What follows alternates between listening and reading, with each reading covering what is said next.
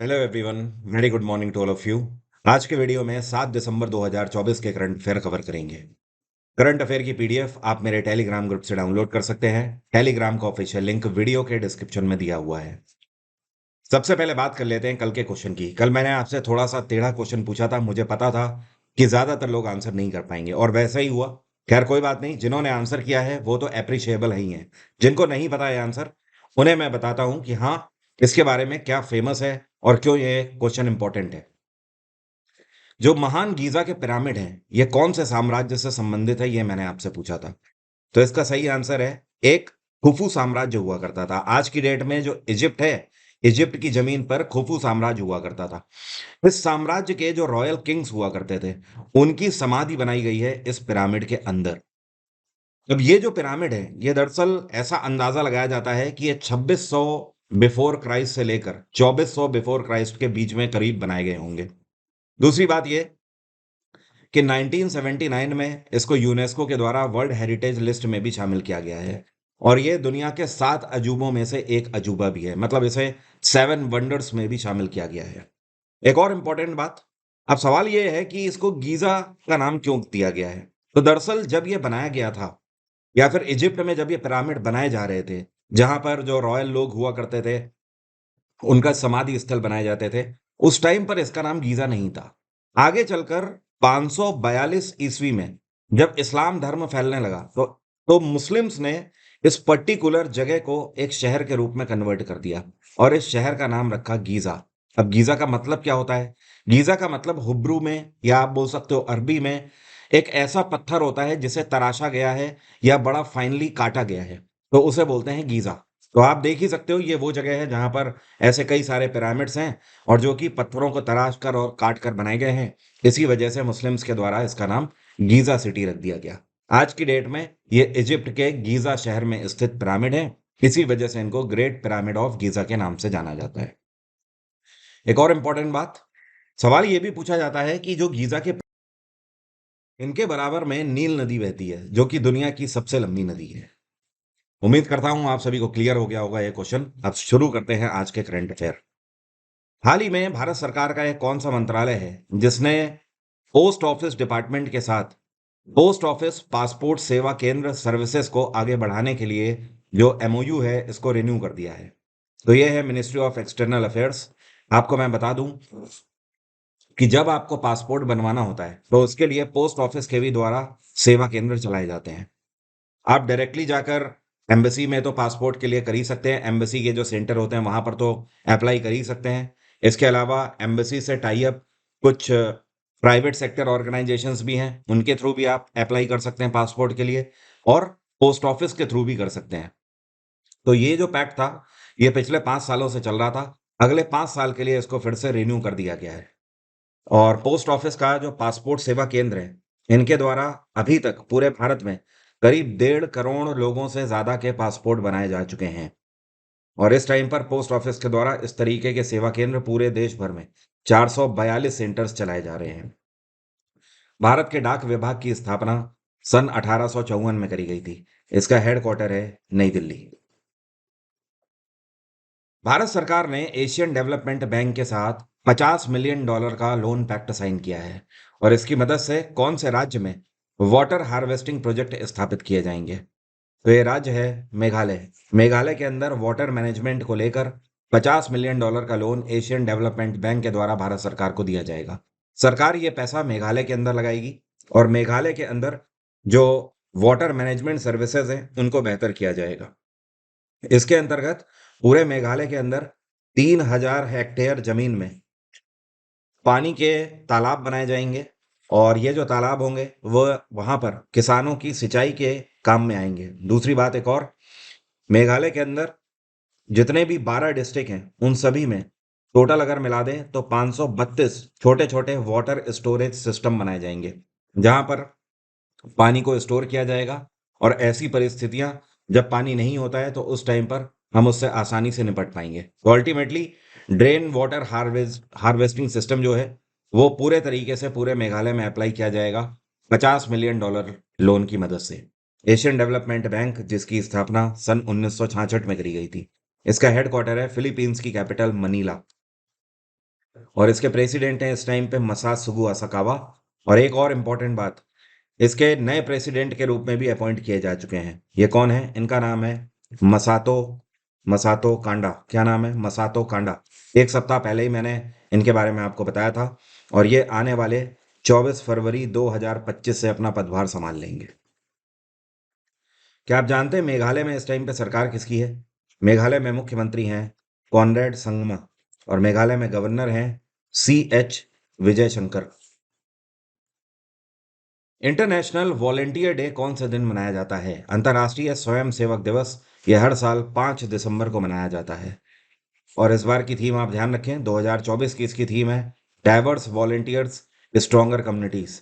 इसका मेन उद्देश्य ये है कि हर क्षेत्र में वॉलेंटियर्स की हमेशा ज़रूरत होती है और लोगों के अंदर ये स्पिरिट होनी चाहिए कि वो किसी ना किसी क्षेत्र में वॉलेंटियर करें।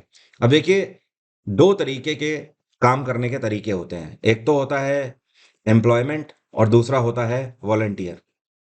एम्प्लॉयमेंट उसे बोलते हैं जब आप कोई काम करते हो तो उसके लिए आपको पैसा मिलता है, दैट इज कॉल्ड एम्प्लॉयमेंट। लेकिन वॉलेंटियर उसे बोलते हैं जब आप कोई कार्य करते हो तो अपनी स्वेच्छा से उसे करते हो, उसके लिए आपको बदले में कुछ भी नहीं मिलता है। एग्जाम्पल के तौर पर, कहीं पर अगर बाढ़ आ गई है तो आप अपनी स्वेच्छा से जाकर अगर लोगों को बचाने का काम कर रहे हैं या उन्हें खाद्य सामग्री देने का काम कर रहे हैं, तो ये आप वॉलेंटियरशिप कर रहे हो, ये आपके अंदर की स्पिरिट है। तो जब ये स्पिरिट होती है ज्यादातर लोगों में, तो वो देश आगे बढ़ते हैं। इस वजह से अंतर्राष्ट्रीय वॉलंटियर दिवस मनाया जाता है। पहली बार यूनाइटेड नेशंस के द्वारा 1985 में इस दिवस को मनाया गया था। हाल ही में कौन है जिनके द्वारा अन्न चक्र और स्कैन पोर्टल लॉन्च किया गया है? यहाँ पर स्कैन का मतलब है subsidy claim application for NFSA। और NFSA का मतलब भी है नेशनल फूड सिक्योरिटी एक्ट। तो देखिए, अन्न चक्र और स्कैन नाम का पोर्टल लॉन्च किया गया है प्रहलाद जोशी के द्वारा। प्रहलाद जोशी इस टाइम पर पब्लिक डिस्ट्रीब्यूशन मंत्रालय के मिनिस्टर हैं।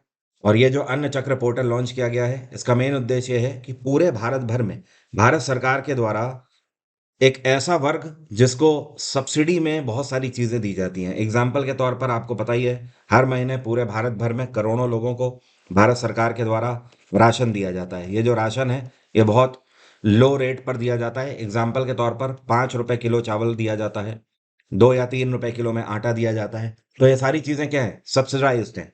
अपार्ट फ्रॉम दिस अगर बात करें तो इसमें और भी चीज़ें आ जाती हैं, जैसे कि टेक्नोलॉजी के क्षेत्र में भी भारत सरकार की तरफ से सब्सिडी दी जाती है, MSME के क्षेत्र में भी दी जाती है।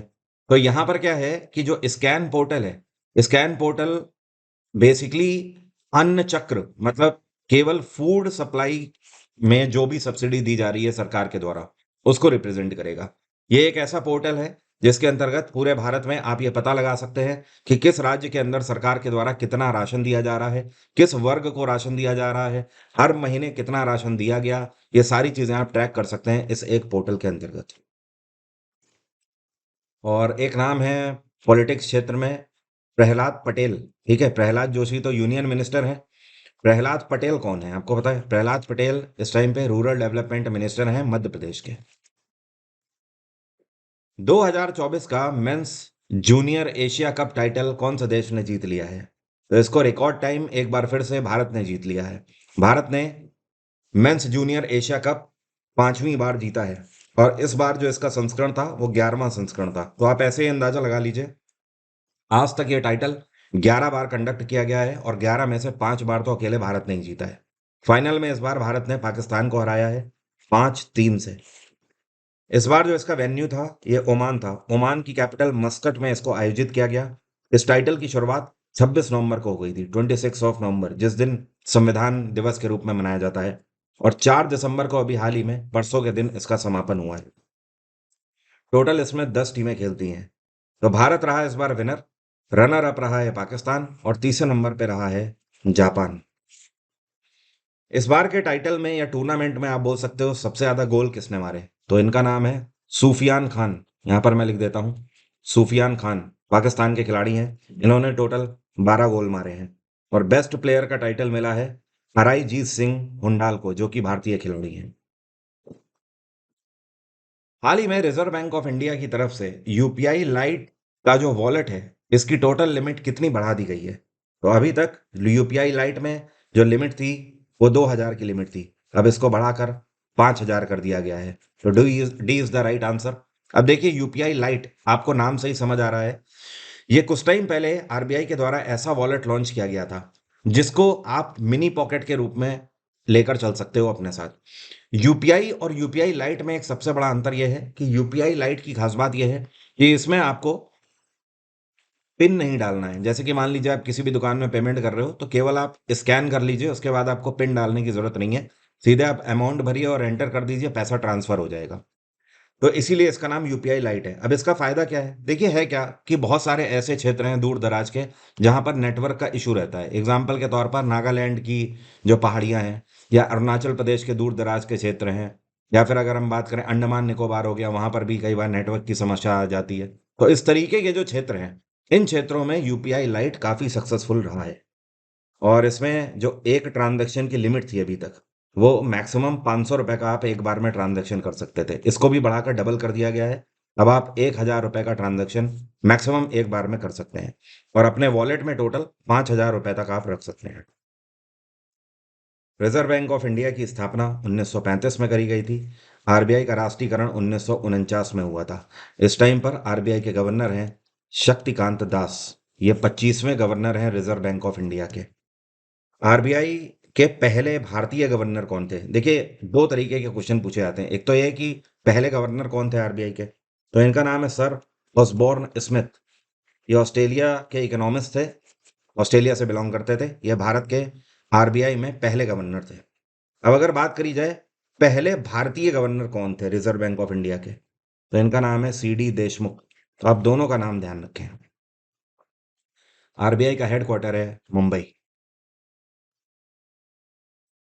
ये कौन सा राज्य है जिस राज्य सरकार के द्वारा प्रधानमंत्री हाउसिंग स्कीम के अंतर्गत, या फिर जिसको बोलते हैं प्रधानमंत्री आवास योजना, इसके अंतर्गत गरीबी रेखा से नीचे वाले लोगों के लिए 16,000 अफोर्डेबल घर बना के दिए जाएंगे? तो ये है उत्तराखंड में पुष्कर सिंह धामी की सरकार। उत्तराखंड सरकार ने फैसला लिया है कि आने वाले 2025 के मार्च महीने तक 16,000 घर सरकार बनाकर देगी प्रधानमंत्री आवास योजना के अंतर्गत, ऐसे लोगों के लिए जो कि गरीबी रेखा के नीचे है। ये तो एक अलग चीज हो गई। इसके अलावा उत्तराखंड सरकार ने कुछ प्राइवेट इन्वेस्टर्स के साथ भी पैक्ट साइन किया है, और उनके साथ मिलकर 12,856 घर दिए जाएंगे। ये अलग है। ओके।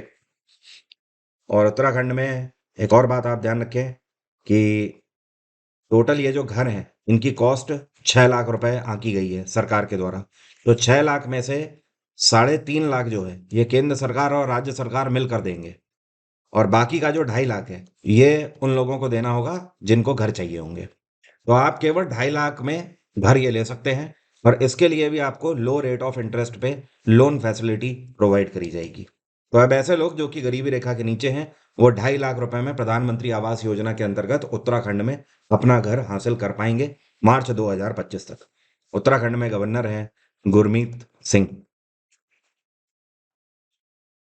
कौन से राज्य के मुख्यमंत्री हैं जिनके द्वारा इंदिरम्मा आवास योजना के लिए मोबाइल एप्लीकेशन लॉन्च किया गया है? तो देखिए इंदिरम्मा आवास योजना ये भी हाउसिंग स्कीम ही है।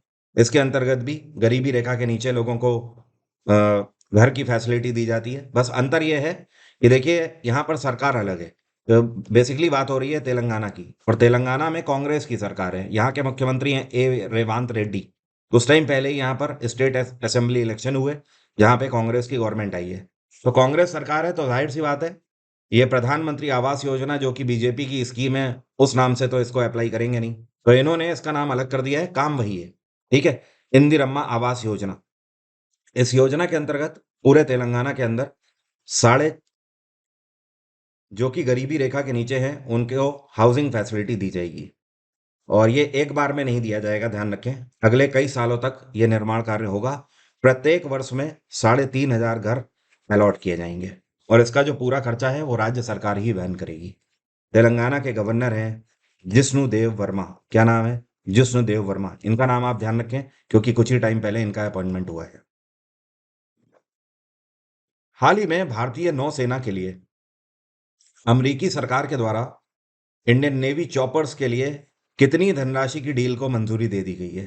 तो टोटल $1.17 बिलियन की ये डील हुई है भारत सरकार और अमेरिकी सरकार के बीच में। $1.17 बिलियन की मदद से अमेरिकी गवर्नमेंट के द्वारा इंडियन नेवी के लिए ये हेलीकॉप्टर्स तैयार करके दिए जाएंगे। ये जो हेलीकॉप्टर आपको दिखाई दे रहा है, इसका नाम है MH-60R।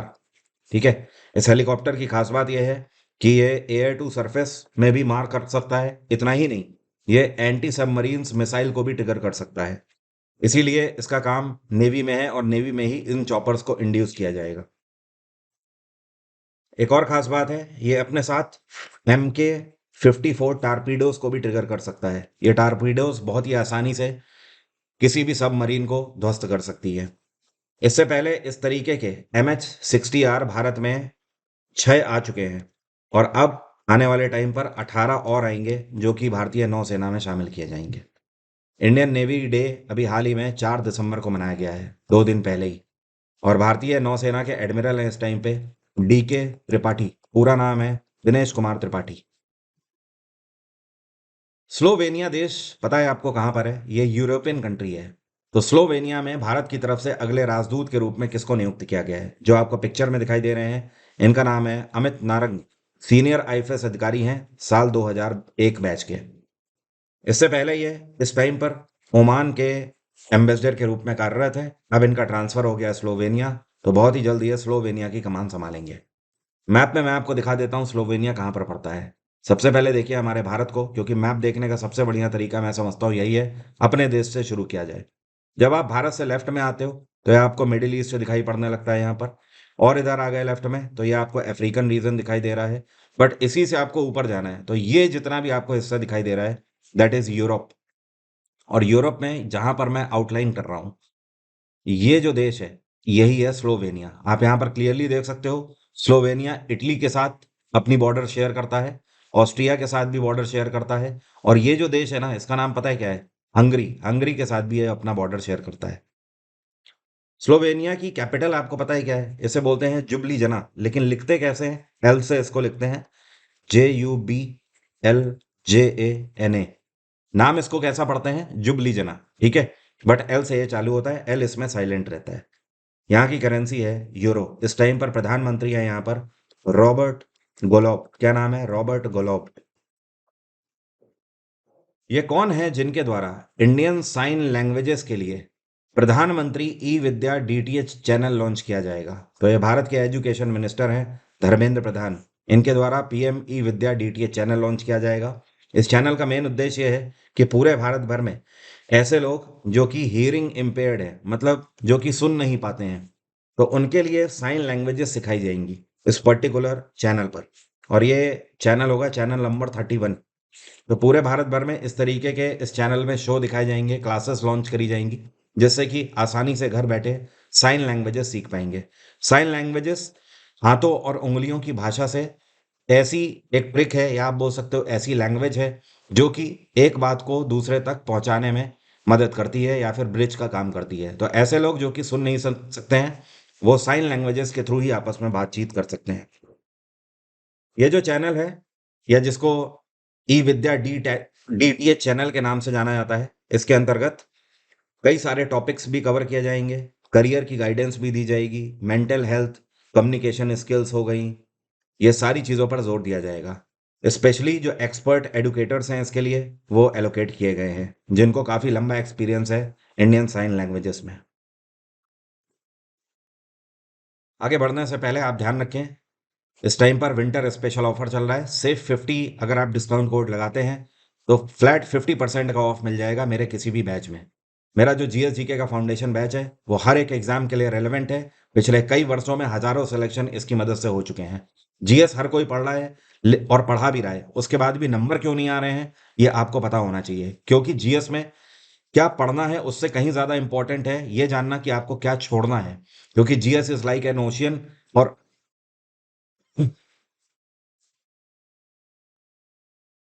और समंदर की अगर आपको दिशा नहीं पता है तो फिर आप दूसरे स्थान तक नहीं पहुंच सकते हैं, क्योंकि ये असीमित है।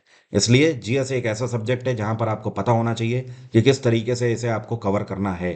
तो मेरा बैच आपको full history, polity, geography, science, economics एक पैकेज के फॉर्मेट में मिलता है, जहां पर आपको कुछ भी सोचने की जरूरत नहीं है, और स्पेशली एग्जाम ओरिएंटेड सिलेबस उसमें कवर है। बैच का लिंक वीडियो के डिस्क्रिप्शन में भी दिया हुआ है। ये कौन है जिन्होंने अपने आर्ट वर्क अल्टर अल्टर के लिए टर्नर प्राइज जीता हुआ है? तो इस बार का टर्नर प्राइज इनको दिया गया है। इनका नाम है जसलीन कौर। जसलीन कौर बेसिकली भारतीय मूल से बिलोंग करती हैं, लेकिन इनका जन्म स्कॉटलैंड में हुआ है। मतलब इनके माता पिता जो हैं वो भारतीय मूल से हैं और पहले जाकर स्कॉटलैंड में बस गए थे, वहीं पर ये पली बड़ी हैं और आर्ट वर्क करती हैं। इनकी जो पेंटिंग्स वगैरह हैं वो बेसिकली भारतीय संस्कृति के, सिख समाज के बारे में होती हैं। वहाँ के पॉलिटिक्स से भी उसे जोड़कर चलती हैं और साथ में अपने कल्चर को भी प्रमोट करती हैं।